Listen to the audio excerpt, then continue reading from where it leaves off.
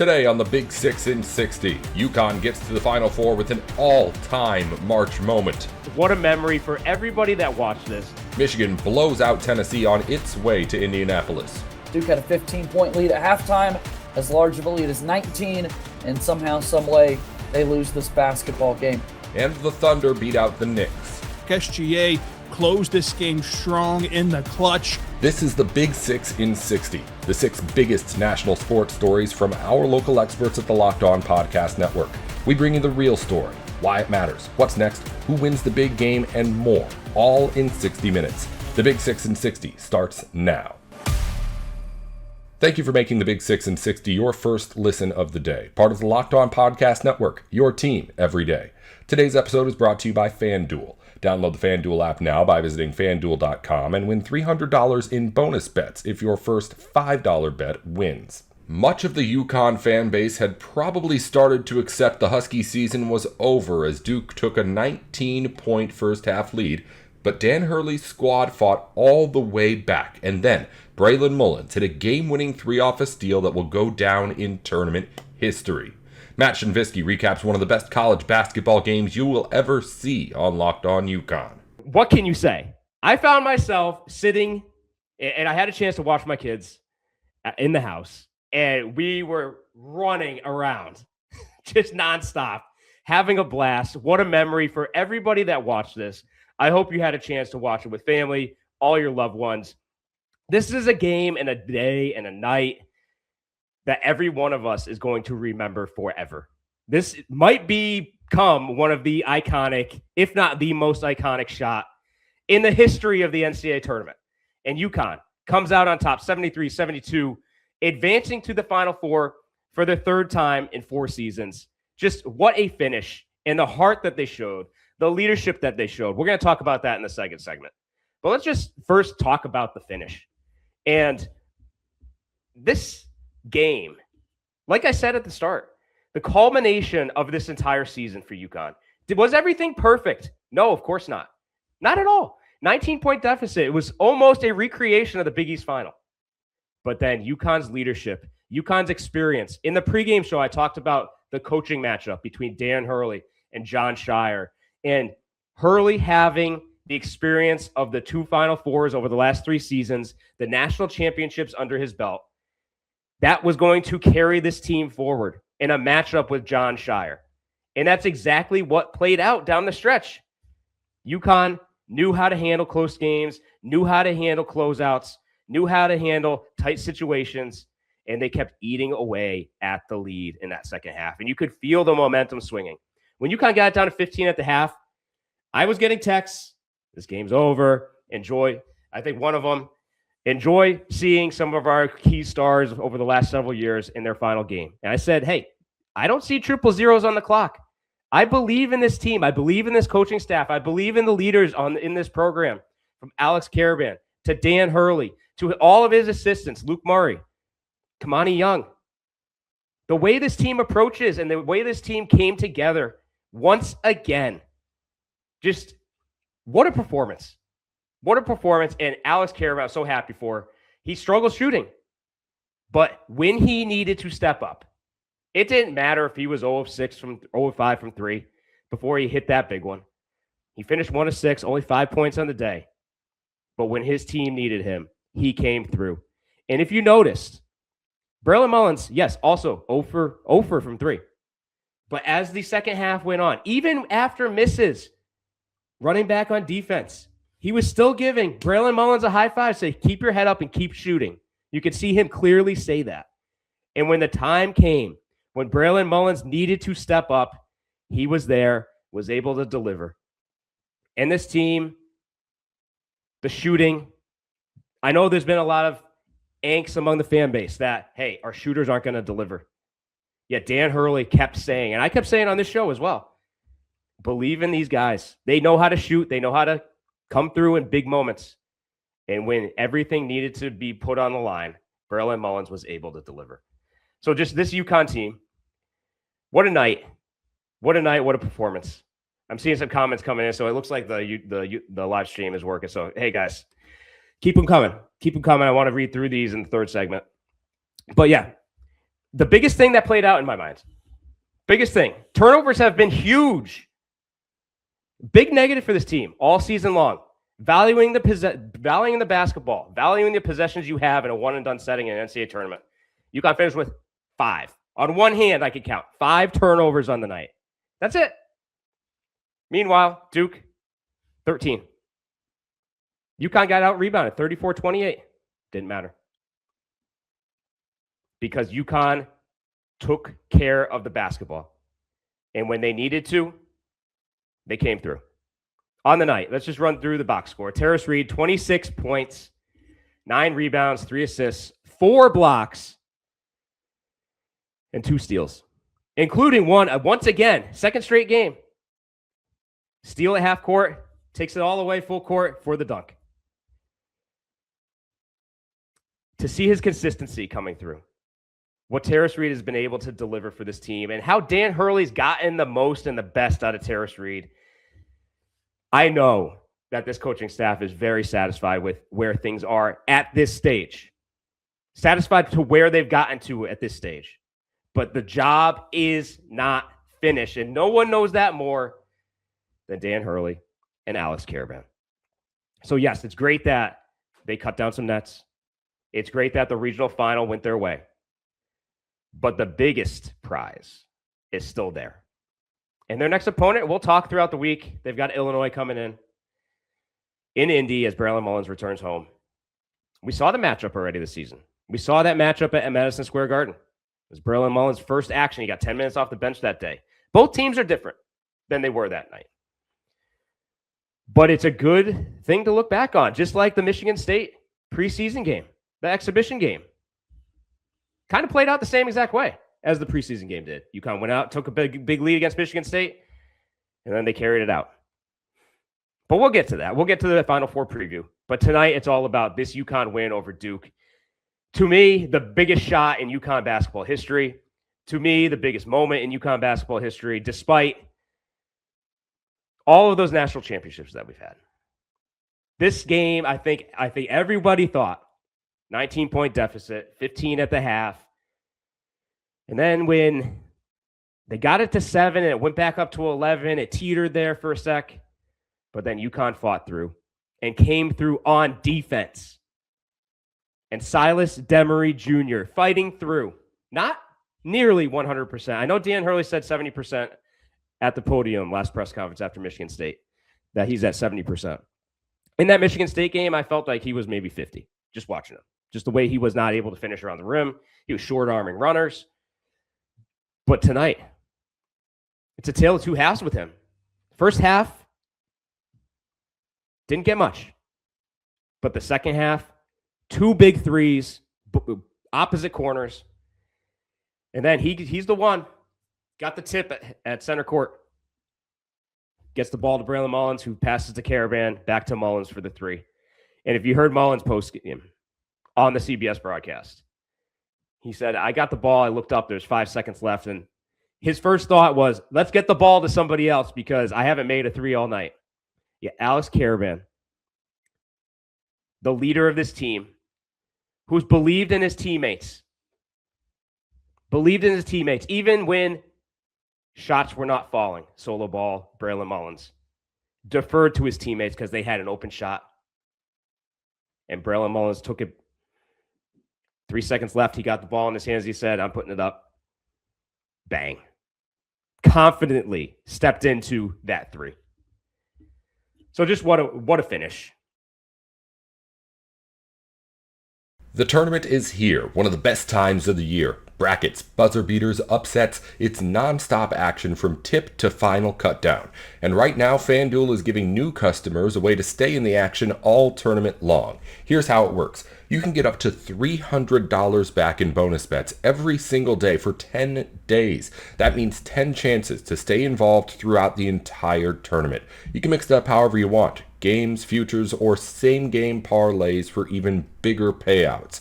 It's perfect for the tournament because every day there's something new. Different matchups, new storylines, and more ways to get involved as the bracket unfolds. So visit FanDuel.com to sign up today. That's FanDuel.com to get in on the action. Welcome back to the Big 6 in 60. After a heartbreaking loss in the Elite Eight, Duke heads home with some questions to answer after blowing the biggest lead in one-seed history. JJ Jackson looks for some of the answers on Locked On Blue Devils. A lot of people excited about a Final Four week here for Duke, going to back-to-back Final Fours. Can the winning continue of the Boozer twins? John Shire in just his fourth season, a chance to win his first NCAA tournament, and none of that is going to be able to be talked about this week as UConn storms back. Duke had a 15-point lead at halftime, as large of a lead as 19, and somehow, some way, they lose this basketball game. I don't have many words, Kevin. I don't know if you can say anything else here at the top. Yeah, listen, JJ, I mean, it's tough, right? It's absolutely tough. You kind of think about where to start. And I think, well, obviously the place to start is the end with Braylon Mullins' shot and the turnover that forced it. But it felt, I'll start with your point of, Final Four, national championship, can the winning continue? It felt like it was a formality, right? You lead by 19 points. You have as dominant of a first half as you could possibly have. You're moving the ball on offense with speed. You're crisp in your passes.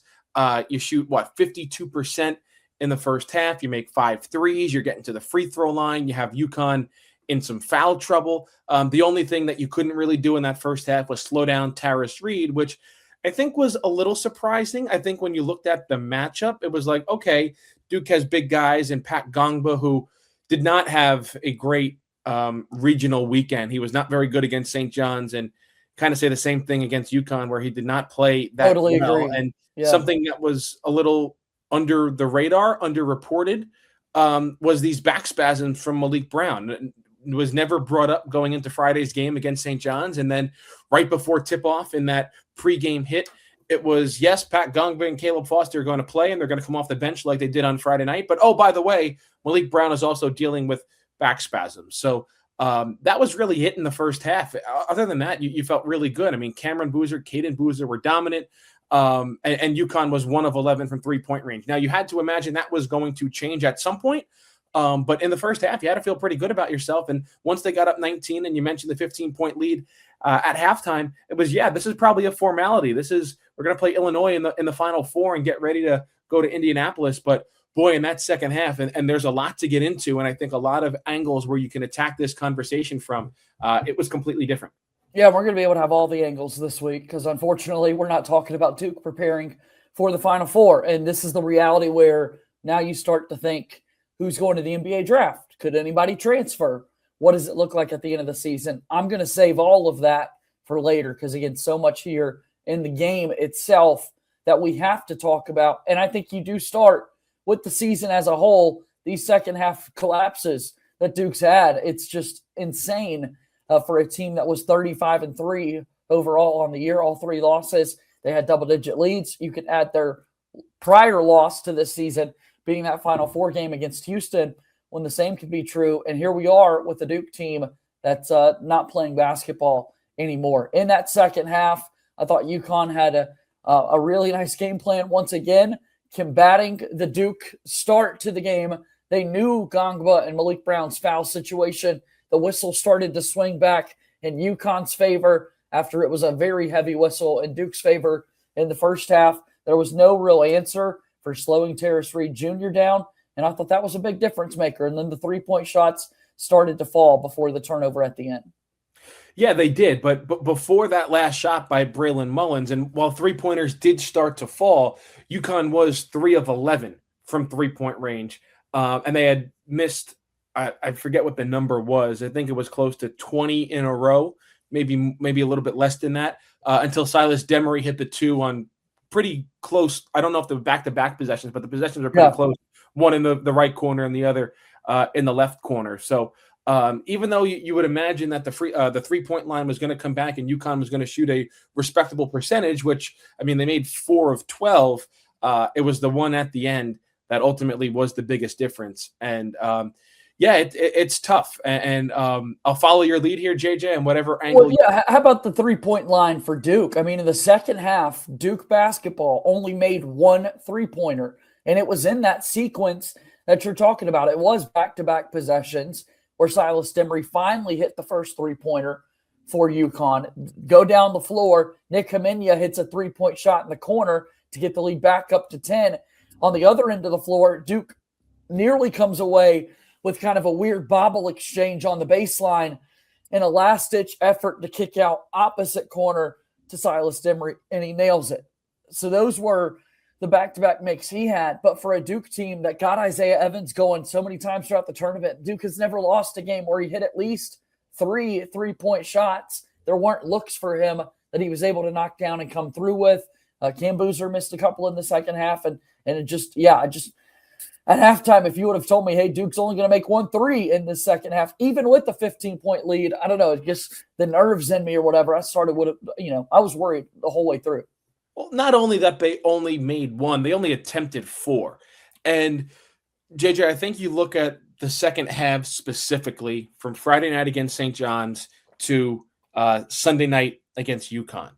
And against St. John's, 38 of the 41 points Duke had in the second half came from Cameron Boozer, Caleb Foster, and Isaiah Evans. In the second half against UConn, Cameron Boozer did his thing offensively, scoring 13 points alone in the second half, making 6 shots. He was out there by himself. Isaiah Evans was invisible basically this entire game, specifically in the second half. Caleb Foster, I don't know how much you could have expected from him, given that, 21 days ago, he underwent foot surgery and he played 18 minutes against St. John's and he saved Duke's season in that game. You couldn't expect a repeat performance from that, given just the 36-hour turnaround to playing in this game. They needed an Isaiah Evans. They needed Caden Boozer to follow up his first half with a strong second half. Dame Sarr, I think that's one person that's not going to be talked about enough in this game. His first half was incredible, and he only gets 1 shot attempt in the second half. Yes, a large part of that is due to the 8 turnovers that they had in the second half. But Cam Boozer offensively was out there by himself in the second half, and he just needed a little bit more help for Duke to get to the finish line. This is a team, they only took 19 shots in the second half compared to UConn's 30, and Duke made 10 of them. They shot 53% in the second half and still squandered away a 15-point lead. That's the part that's kind of hard to wrap your head around. It sucks. It sucks, guys. The season is over, and Duke falls to UConn 73-72. The last 4 losses have all sucked. They've, pulled your heart out with Duke losing some of these double-digit leads. While UConn Duke took the spotlight after Sunday, and rightfully so, the Michigan Wolverines earlier in the day rolled to the Final Four by taking down Tennessee. Isaiah Hull has the recap on Locked On Wolverines. First and foremost, huge for Michigan to play against yet another SEC team and eliminate them from contention. Obviously, on Friday night's show, I thought that Iowa State was likely to win. They didn't. So, therefore, Tennessee ended up being the opponent. Michigan has done really well against Tennessee, but still, whenever you see an upset like that, even if it is a 6 seed, right? Like, they earned their way into the Elite 8, and Michigan got the win. That's the most important thing. But it felt not great early because Tennessee was so good at rebounding. Now, both teams finished even at 42, but you look at the offensive rebounds. Tennessee had 19 to Michigan's 8. You look and you see that they had 20 more shots than Michigan did as a result.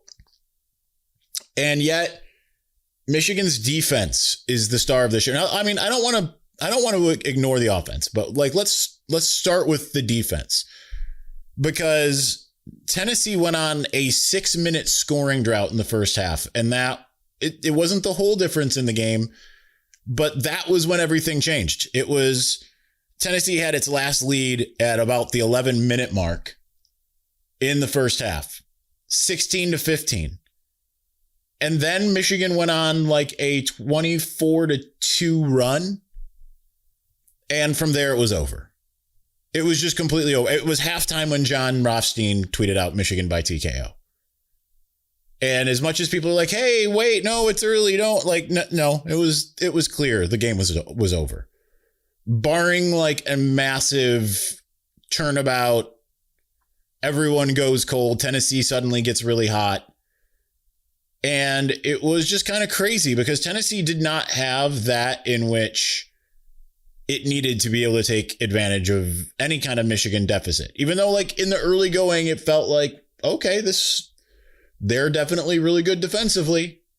Michigan's not starting out great here. But ultimately, I mean, it turned out great, right? Even the guys on Tennessee who ended up having decent points here, led by, and when I say guys, it really is just Jacoby Gillespie. Ultimately, that's it. He had 21 points, but he was 8 for 22, 4 for 13 from 3. He was the only person who hit more than one. Nate Ament actually had 2 as well. But I mean, Nate Ament, 2 for 12. JP Estrella, how you want to say it, 3 for 9. Like, most of their main players couldn't get much of anything going. Bishop Boswell had 3 points. He hit 1 3. That was it. I mean, they did fine with points in the paint. They had 34. They did okay with bench points with 14. But ultimately, no matter how many extra chances they had, the Michigan defense just completely shut them down. So that in and of itself is huge. And they're going to need that. Now that Michigan reclaimed the number 1 spot in KenPom after the game, reclaimed the number 1 defense position on KenPom after the game as well, is just 1 spot ahead of future opponent Arizona in terms of or 1 spot behind on offense. Michigan has the better defense, Arizona has the better offense, and it's negligible at this point. So there's that. But I mean, this was like they said that this on the broadcast that this is the biggest disparity in terms of scoring in the Elite Eight since Virginia. But it's funny because it felt to me like the win over Florida back in 2013 was bigger, but I guess it wasn't. But this was just a domination. This was just pure domination. Like, once Michigan smelled blood, it got it, right? It went for the kill. Josiah kept texting me. He's like, sorry, I haven't responded. I've been watching a murder. And that's really just what it was. It was just pure domination in the biggest game of the year to this point. Now, it's not the biggest opponent Michigan's faced. Obviously, Michigan has played against Duke and lost. Illinois is in the Final Four and they beat Illinois. So in hindsight, you look and say, like, what teams are considered the best? It would be those. But still, to be able to take down a Tennessee team that, maybe wasn't like the best team in the field, but it earned its way to the Elite Eight. I mean, that's about as great as it gets. That's huge. It's massive. That was domination, and you love to see it. And what's more is, even though they've dominated pretty much all 4 games, they've dominated in different ways, and this is the one that had the biggest gulf, right? I mean, heck, Charlie May hit a 3. Oscar Goodman with a rebound and a layup in this game. But let's not talk about the players who came in at the end. Let's talk about the players that made it happen. It's weird to kind of look at the box score because Michigan just was so spread out. And yes, it was Yaxel that really made kind of everything go. He wasn't amazing from 3. He was 3 for 9, so 30%. But it's kind of weird when you look at the box score and you just recognize like what everybody did, right? Because Yaxel's the only one with kind of a bloated stat sheet. Adai Mara felt like he did more than he did, in my opinion, watching it. I mean, obviously, defensively, he did a lot. He had 2 fouls early.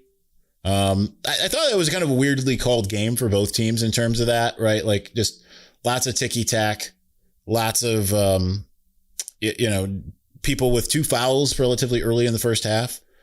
Because he and Merez were both in that case. On the other end, you had Ament, you had Brown, you had a bunch of guys that were Well, Brown ended up having the one changed, and then he ended up getting it anyway. Like as soon as like they were like, okay, no, we actually switched Browns to Akpara's, and Akpara's got 2, and then it was like, and Brown's got 2. It's just, I mean, it kind of can change the complexion. I'm glad that Dusty May kept Mara out there because, I mean, yeah, you would normally look at it and be like, oh, all right, we got to change it, but like that's what we've seen that kind of bite Michigan occasionally when like Mara can't be out there. That's going to just be the goal, right? Don't get in early foul trouble against Arizona. But just to look at it, like Mara had 11 points and he had 4 rebounds. Not exactly a crazy Mara game. So then you'd be like, okay, well then, who else just went nuts? And it's like, well, Morez Johnson had 12. It took 8 free throws to get there. He only made 2 of 3 from the field. It wasn't like as bad as the last game in terms of the play, but you still need and want more from him. Good that he hit as many free throws as he did. But generally, I mean, I don't know. Cadeau, kind of quiet, but like made some big shots when he needed to. Made that one off the high glass. That was just, kind of early in that big run. And that was big. He hit the 3 as well. Only shot 2 threes. He didn't go nuts. He only attempted 7 shots total. Namari Burnett, kind of the same dude. 10 points, 2 for 5. 5 of his points came from free throws. McKinney had 1 3, 12 points, 5 free throws, which he made all of them. So it's kind of weird when I say that. And I think, is that everyone we want to cover? Let's add Brady Gale, who had 8 points. He went 3 for 4 with 2 threes. One of them coming in that big run. And you just looked at it and it's like, oh, Marchirati really is a real thing. And yeah, so I mean, that's great. 27 bench points for Michigan. Nothing crazy there though. I mean, you got the 20 from the 2 guys, and then Charlie May and Will Shetter got involved as well to add another 5. But I mean, it just wasn't anything crazy. And Oscar Goodman, I forgot his layup from the team, and yet they dominated. They scored 90 points, I believe, in every game in the tournament so far. No one's come anywhere close. Now, granted, they haven't, aside from this, they haven't really played anyone defensively great. And they're going to here coming up. But at the same time, like Tennessee is a decent defense, 14th in the country. I think they were 11th beforehand, something like that. I'd have to go back to the other show. Obviously, they've played some really good defenses throughout the season. But I mean, just to be able to do that against a relatively solid defense, to score 95 is impeccable. To have a 52% field goal percentage is phenomenal. What if sports were traded like markets? Now you can put your sports IQ to work in real time with Robinhood prediction markets. It's not you against the house. It's you participating in a live market. You can buy or sell your positions live all game long. Use your sports knowledge in the moments that matter. Robinhood prediction markets changes the game. It's people moving the action. So when momentum shifts, you can move with it. I always knew the game, but never had a dynamic way to apply that knowledge. Now I can actually take part live in a market powered by people. You're no longer just a spectator. Play by play, you decide. Trade every play with Robinhood, now available across the U.S. Download the Robinhood app now to begin. Welcome back to the Big 6 in 60. The Knicks pulled within 2 points of the Thunder with 6 minutes to play in OKC, but then the defending champs locked in and went on a 14-3 run to help secure a win over New York.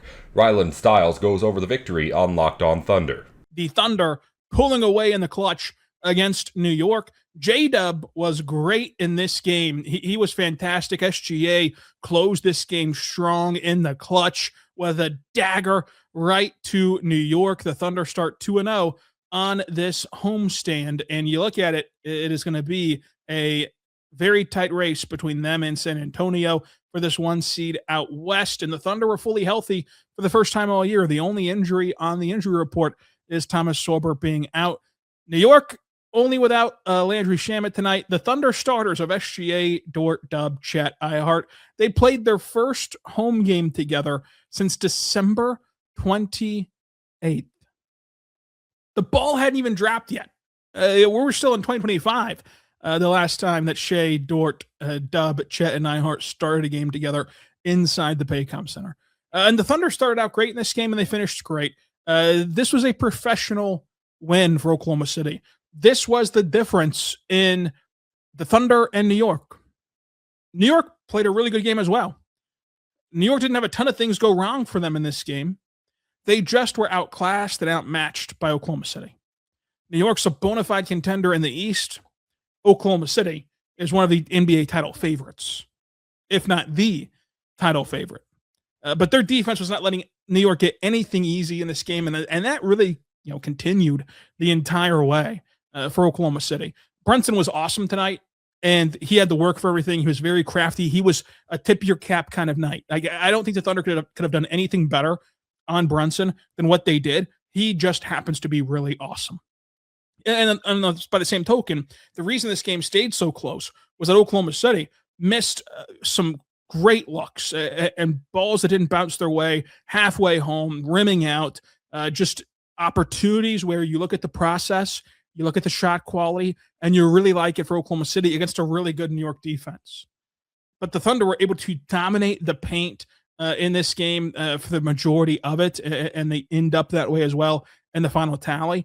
And using that 9-2 run in this game to start it out, it really told the story of how this game would flow. Like the Thunder go up 9-2, and New York comes right back with a 7-0 run to tie the game due to those missed shots and due to the Knicks making some really difficult shots, including one where J-Dub slaps the hand of Brunson and he still knocks down a nothing but net three.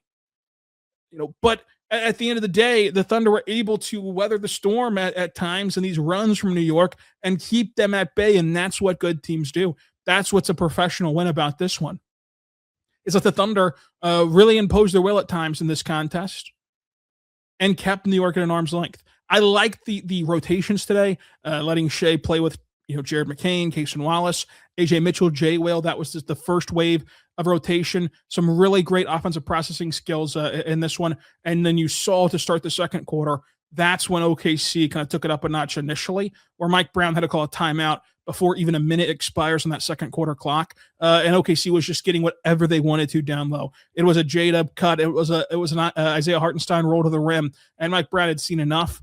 He wanted to chew out his club. And to their credit, they responded to him.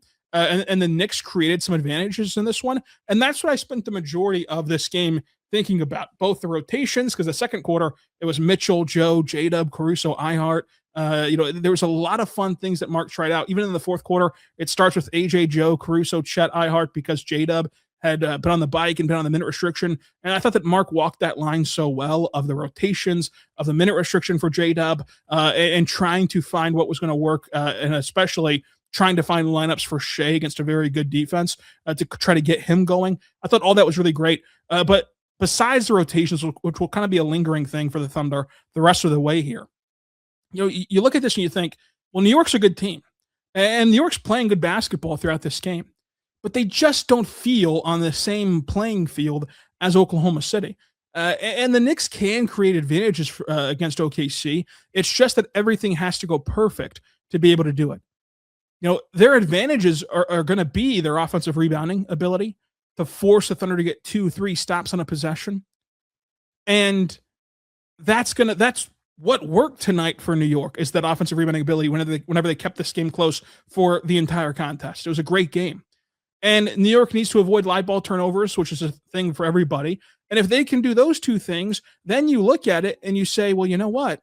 Like, if New York can avoid live ball turnovers, if they can dominate the offensive glass, then the last thing remaining is really three-point shot variance. And the Thunder could not get threes to fall, and they could not control the glass early on. And that's what led it to be so tight with a 1-point lead for OKC at intermission.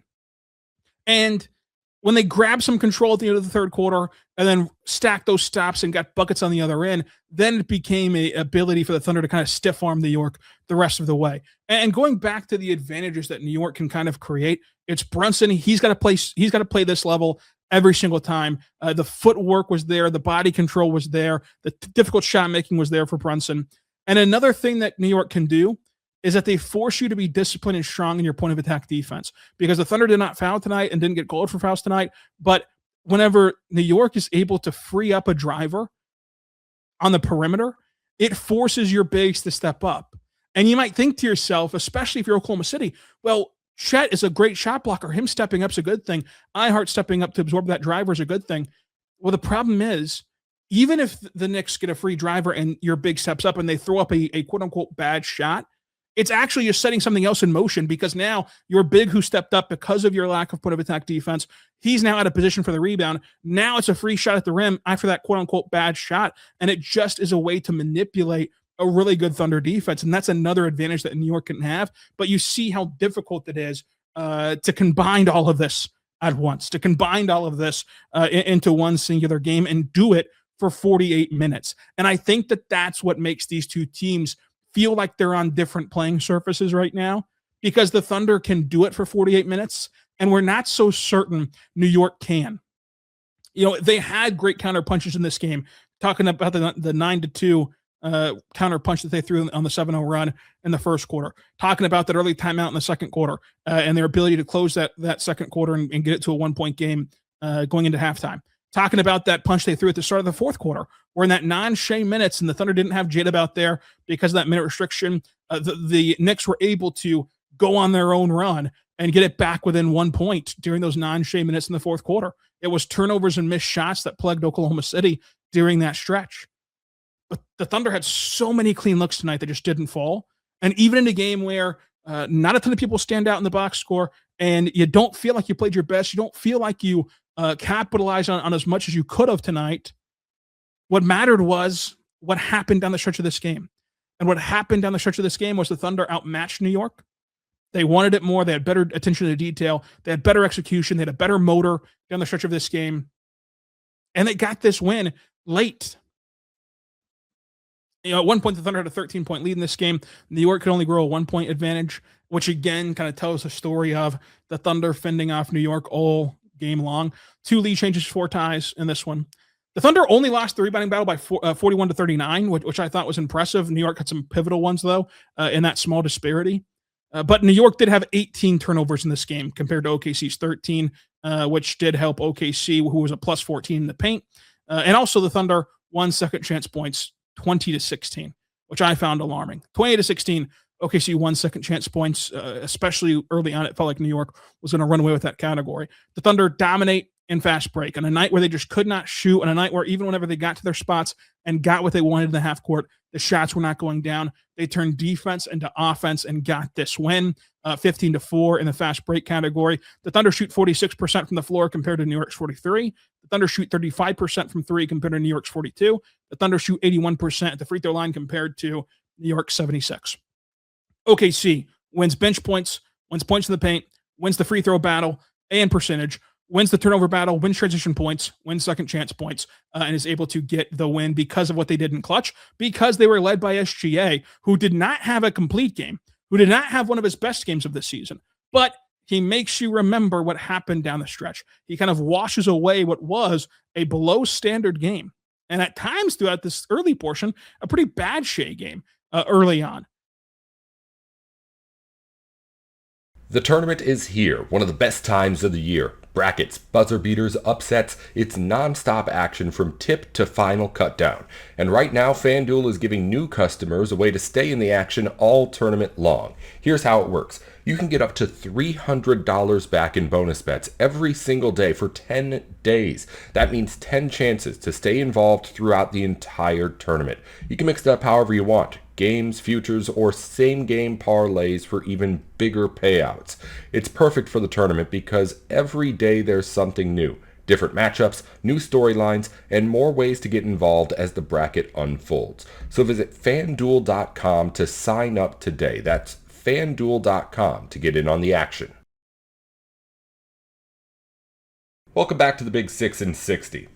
The Celtics went up early and then coasted the rest of the way to a win over the Hornets. John Corrales goes over the biggest contributors on Locked On Celtics.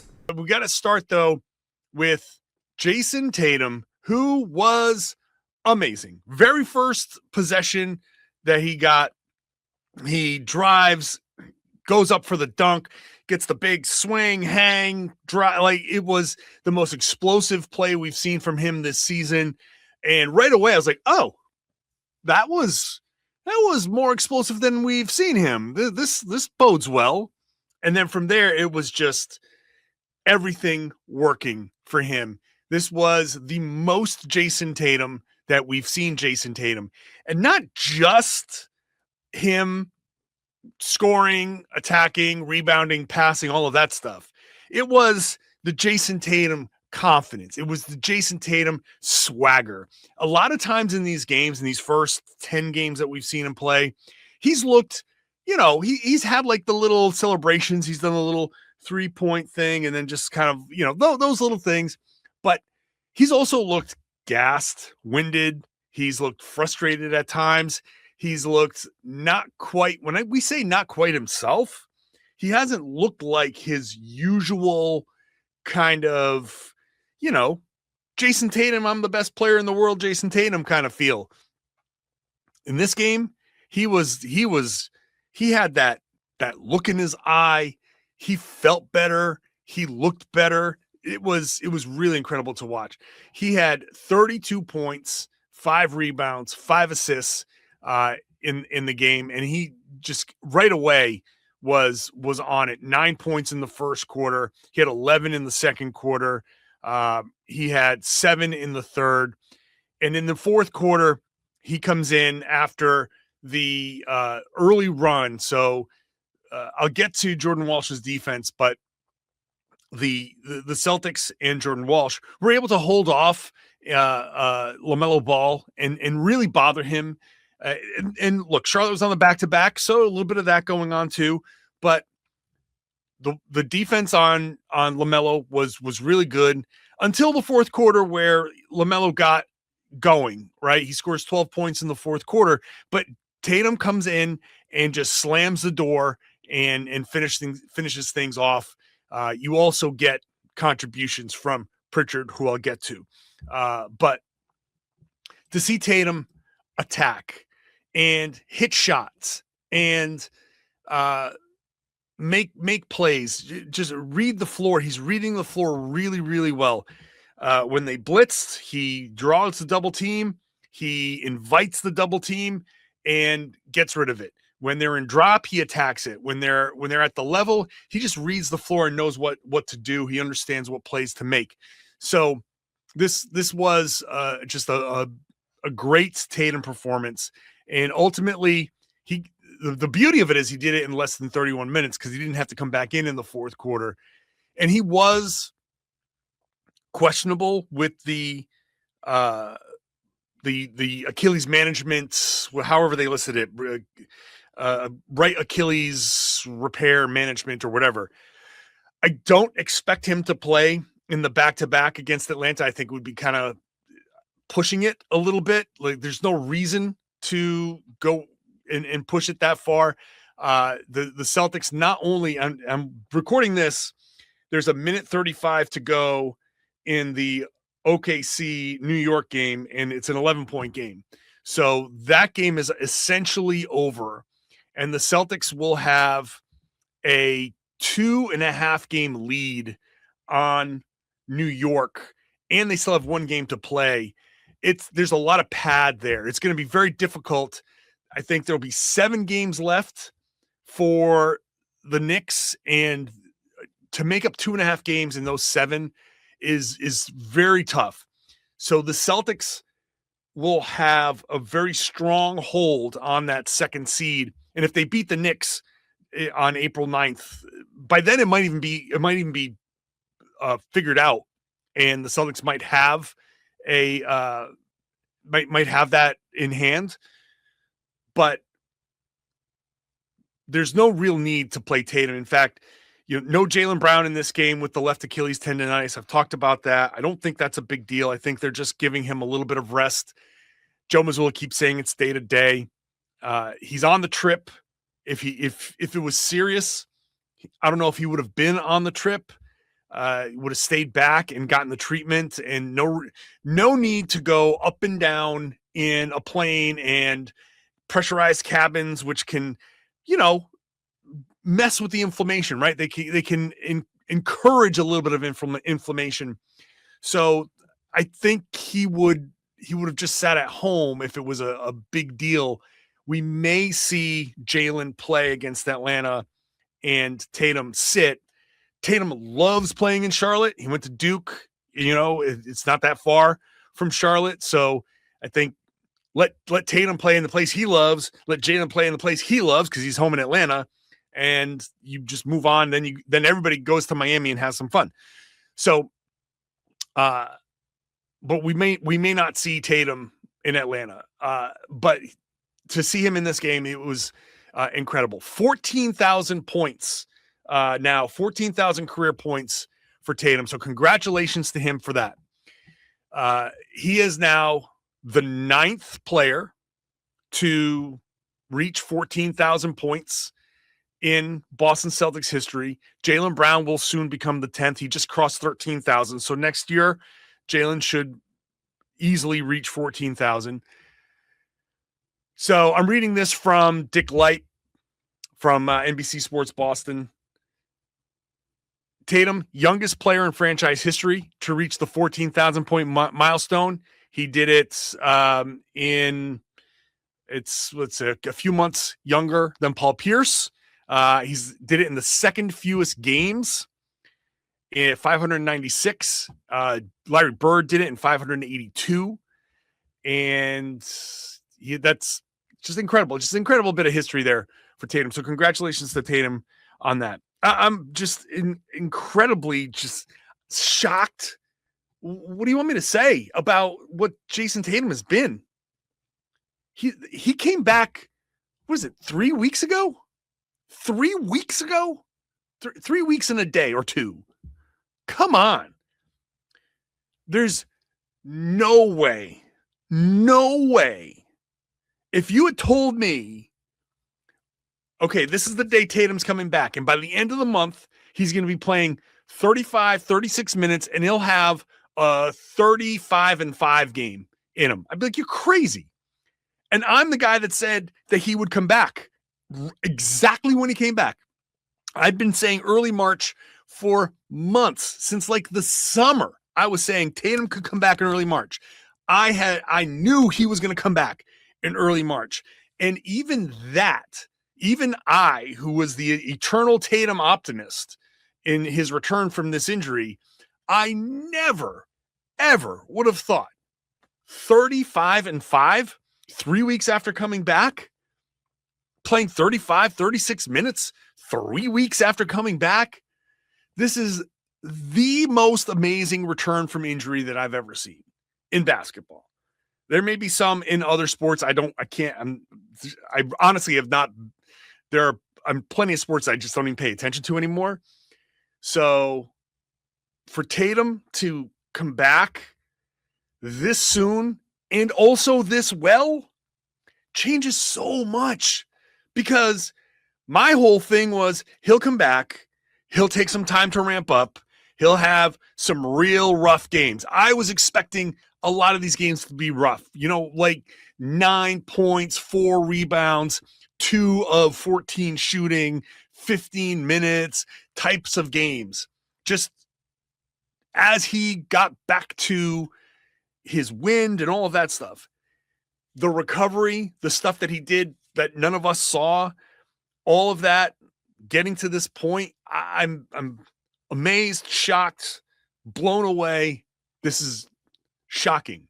Now here we are, a couple of weeks away from the playoffs, a few weeks away from the playoffs, April 18th or 19th. So we're basically 3 weeks away from the playoffs. And I don't even know what to expect from Tatum. I keep saying, he's not going to be himself. He's going to be, a little less than what he is. Or is he? Or is he? I mean, I can't imagine that he's going to play 40 something minutes a game. But who am I to say he won't anymore? I don't know what's happening anymore. And whatever my thoughts are for the Celtics, I've just got to take it to 5 steps past whatever the most optimistic thing that I can come up with. It's ridiculous. Like the stuff that I would sit there over at the beginning of the season and be like, well, you're just an incredible optimist. People said, I think they can win 50 games. Like that's just impossible with this team. Everything would have to go right. And everything's gone right. Everything's gone right. Jason Tatum is at the head of that list right now. Everything has gone right for a guy coming off an Achilles. Everything has gone right. And here he is, 32-5-5. Get out of here, man. That's incredible. What if sports were traded like markets? Now you can put your sports IQ to work in real time with Robinhood prediction markets. It's not you against the house. It's you participating in a live market. You can buy or sell your positions live all game long. Use your sports knowledge in the moments that matter. Robinhood prediction markets changes the game. It's people moving the action, so when momentum shifts, you can move with it. I always knew the game, but never had a dynamic way to apply that knowledge. Now I can actually take part live in a market powered by people. You're no longer just a spectator. Play by play, you decide. Trade every play with Robinhood, now available across the U.S. Download the Robinhood app now to begin. Welcome back to the Big 6 in 60. The Raptors destroyed the Magic last night, finishing with a 52-point win over Orlando. Zulfi Sheik and Dwayne Notice have plenty of flowers to give out on Locked On Raptors. Dwayne, this was undoubtedly a must-win game for the Raptors, point blank. A win meant gaining half a game on the Hawks, not just for 5th in the East, but also gaining a 3-game lead over the Orlando Magic, as well as the season tiebreaker, which could end up mattering depending on how these last 8 or so games go. And boy, did the Raptors take care of business in this one, and they did it even without Emmanuel Quickley. Brandon Ingram and Conor Murray-Boyles were late scratches from this game, and then so was Jamison Battle, who's out with an illness. But despite that, they still got the job done. 8 guys scored in double figures. Scotty Barnes led the way with 23 and 15, his 28th double-double of the season. RJ had 24, Mamu with 19 off the bench. The Magic shot under 38% from the field. That was gross. And all of which equaled a 52-point win for the Raptors. And I don't need to check the stats here. I'm almost positive that was one of the largest victories of the season of any team in the NBA. Dwayne, what did you make of that? And also, what the hell? Have you ever seen anything that lopsided? We had Jamal Shed with a breakaway dunk in this game. We saw everything from the Raptors. That's how crazy it got. Yeah, it was a crazy game, to say the least, Z. I mean, you talk about it, but this might be the first time this season I've seen the Raptors put together a complete basketball game from start to finish. When they were leading the basketball game, they did not let that go. So shout out to them for doing that. But you mentioned it. This is a good old-fashioned BTBer, man, belt to behind. The Toronto Raptors showed up for their home crowd, and it's awesome to see them. The next man up mentality. We talk about AJ Loss and other guys getting a chance to play. Grady Dick showcasing himself as well. But, man, the way that Scotty was just so intentional, he led the charge from the beginning. I don't know if the Orlando Magic hit King Street last night, but they were definitely discombobulated. They were not in it. I mean, credit the Raptors defense for the way they were able to just stick to the scouting report, and they were able to lock in and have that discipline. But it was a great win from the Raptors. I think Darko should be very happy with the effort that they put forth today on Sunday. And I think that the Raptors do have a lot to look at going forward, just positively and take away from this game. But the way they're able to share the ball, you talked about the stats. You look at the stats, it looks like video game numbers. It looks like this is the kind of 2K numbers you talk about. I mean, the 41 assists is incredible. The rebound disparity, you talk about the turnovers. I mean, 27 turnovers for Orlando is like, come on, bro. What are we doing? The game sliders are up for the Raptors in favor of the Toronto Raptors. And you want to see them to continue. They even shot the ball well from the three-point line. So seeing the Raptors check off the boxes from every angle, I think has been great. But for them, they cannot let their foot off the gas. As the season's coming to the end, they have to figure out a way to put this together consistently. Yeah, it was interesting because when the Raptors went into halftime with a sizable lead, I think everyone's mind went to the same thing. Like, are they going to come out a bit flatter than you would hope in the second half? Is Orlando going to make a bit of a charge and kind of get back into this game? Because we've seen it from the Raptors before where they've shown dominant efforts in certain stretches in quarters, but they haven't necessarily been able to keep it together for the full 48. So I love that you made that point that tonight was 48 minutes of BTB. Like you said, belt to behind. The Raptors put up a franchise record 20 steals. We'll talk a bit more about their defense and what they were able to accomplish. It was just like you said, an all-around effort. Granted, the Orlando Magic definitely made things easier on the Raptors. God, that, like I said, that was some ugliness. You mentioned it. I don't know what the hell they did yesterday, but clearly they need to stop doing that before games.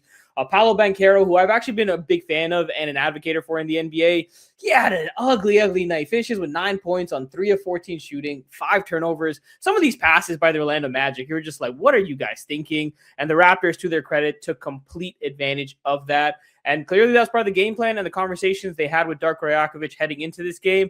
And another conversation they had with Darko Rajakovic was something he said during a timeout that completely turned the tides in this game. So I think it's time we talk about it in our turning point. Time to reveal where the game was won or lost. It's the turning point. All right, Dwayne, to set the scene, the Raptors were trailing 13-6 at the 8:02 mark of the first quarter. Spacing seemed a little janky. Things weren't flowing necessarily. Darko calls a timeout. Now, I don't know what the hell he said, but whatever he said, I hope he wrote it down so he can keep using it. Because from there, the Raptors not only outscored the Orlando Magic 32-7 to end the quarter, go up into the second quarter with an 18-point lead, but the snowball, the avalanche continued from there, and the Raptors end up going on a 31-0 run. As I say that doesn't even sound real because that is actually an NBA record. They break the previous record that was held by the Dallas Mavericks, which coincidentally, AJ Lawson was part of that run as well. But that was set a couple years ago. It's the largest ever run by a basketball team since they start tracking this stuff nearly 30 years ago. So 31-0 run by the Raptors. The Orlando Magic go, I want to say, 8 minutes without scoring a field goal. The Raptors, during that span, you talked about the turnovers, they forced 15 turnovers for 18 points. Most teams don't put up 15 turnovers in a game. The Raptors forced 15 in that 8 to 10 minute span for 18 points. And just to put a nail on the coffin here, at the 5:30 mark of the first quarter, the Raptors are down 20-14. When that 31-0 run ended, it was 9:43 in the second, and the Raptors are up 45-20. You go from down 6 to up 25. That's what kind of avalanche we saw from the Raptors. Again, almost nothing like I've ever seen before. It was so impressive how they were turning defense into offense and just running and gunning. What did you make of all that? I thought it was incredible to see them do that. Just a commitment, like you said. The response they had to Darko is great to see at the end of the season that they're fighting for their coach. You mentioned him calling a timeout just to rally the troops, and they responded very well. But for them just being their anticipation today was at a high level. They're able to get in so many passing lanes. I think that Scottie just anchored the defensive end. We've seen it. We've talked about it all year. Obviously, Wemby's probably the favorite for the defensive player of the year. But, man, Scottie does so much on that end. His value is insurmountable. I mean, you cannot speak about it enough. But I think the fact that they're able to get out and transition, play fast, is a reason why they're able to have the assist count so high. And then guys like RJ Barrett, man, just relentless, the backdoor cuts, the unselfish play. But like you mentioned, that run was incredible to see, and we haven't seen it. It felt like in real time that the Magic just hadn't scored in like half an hour of real time. That's how long it felt. But the Raptors just doing their job, man. You go into a timeout, you listen to what the coach has to say, he rallies the troops, you come out, you implement it, you execute it, and they didn't look back. So for the Raptors, just understand that cohesiveness, that reset, that ability to just talk about things, communicate, and then implement it and adjust. And apply those adjustments, I think was great. But the Raptors just going downhill, being efficient in the paint. We talked about just the unselfishness, but how many times does Scottie just, have his eyes at the rim, man? The fact that he was finishing at such a high level speaks to what we spoke about earlier in previous podcasts about just him being more aggressive. And he really set the tone, just a whole bunch of drives going to the basket and just finishing on defenders, I think was just a real energy boost for the team. Talk about finishing in the paint. The Raptors put up 82 points in the paint. They were plus 44 in that category. Again, you talked about video game numbers against the Jazz and like giving your little brother the controller or whatever. Like this is that on steroids. Tonight, these numbers were insane.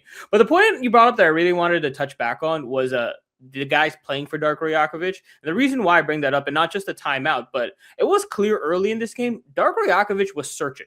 He was searching for the right guys to put in, the right combinations, because like I said, no IQ, no Brandon Ingram, no Colin Murray-Boyles. These are 2 starters, sometimes 3, obviously 3 key rotation players, and then arguably one of your best 3-point shooters off the bench at Jamison Battle. And these are late scratches, so you have to adjust on the fly. Now, in some capacity, especially getting close to the playoffs, a coach can say, you know what, I'm just going to lean all the way in on my starters. Scotty Barnes, you have to do everything. And granted, he did, but it's not like Darko forced this guy to play 48 minutes tonight. He ended up giving Grady Dick really early minutes in this game in the first quarter. Again, AJ Lawson was actually really monumental for that 31-0 run. He had a couple threes in that, and he had a really good defense. Elijah Martin got in during that run as well. So he ended up going the opposite way, where he's like, I'm going to give all these guys an opportunity to show me something. And like you said, they played for him. They showed him something, and they kind of fit within what the Raptors want to do stylistically, and that's how they were able to take over this game. We've talked about it again and again. When the Raptors are running, they're at their best. What do? They commit to the defensive end, like we've talked about, force turnovers, generate quality offense. They end up forcing 27 turnovers for the game for 37 points. Like I already mentioned, 20 steals. 5 guys had 3 or more steals in this game for the Raptors, which is insane. And then 39 fast break points. They were a plus 22 in that category. Like, that's exactly what Raptors basketball needs to be. And Darko Rajakovic has said before, and I said it before as well, where this is a difficult way to play sometimes because it's exhausting. And how do you go about maximizing it? You get as many contributors as you can. That's all for today's Big 6 in 60. If you follow basketball, football, or college sports, the Big 3 in 30 has a half hour on the biggest news in the NFL, the NBA, and on campus, going up every weekday just like this one. Just search the Big 3 in 30 NBA, the Big 3 in 30 NFL, or the Big 3 in 30 college, wherever you're listening or watching now. Thanks again for tuning in to the Big 6 in 60.